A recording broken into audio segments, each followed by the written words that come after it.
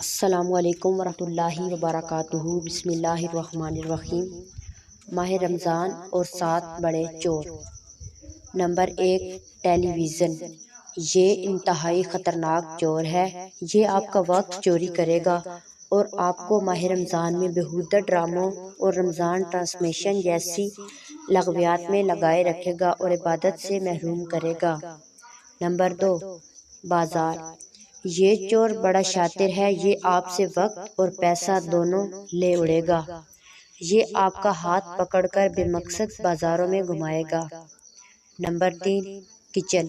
یہ چور خواتین کو ٹارگٹ کرتا ہے اور رمضان میں انہیں طرح طرح کے پکوانوں اور ریسیپیز کے پیچھے لگا کر تلاوت قرآن اور ذکر اذکار سے محروم کرتا ہے۔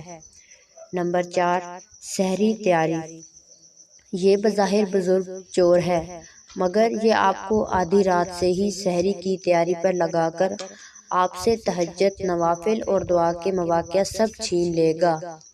نمبر 5، فیس بک۔ یہ چور بڑا پروفیشنل ہے۔ یہ ہر دم آپ کے ساتھ ہوتا ہے۔ یہ آپ سے نہ صرف آپ کا وقت چھین لے گا بلکہ آپ کو غیبت، دشنام، گالم گلوچ کا مرتکب کر کے چھوڑے گا۔ Number 6، ludo game.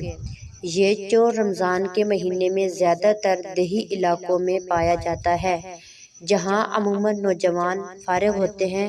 یہ انہیں رمضان میں لوڈو گیم میں الجھاتا ہے۔ وقت کے ضیاع کے ساتھ یہ باہم جھگڑا بھی کراتا ہے۔ نمبر 7، نیند۔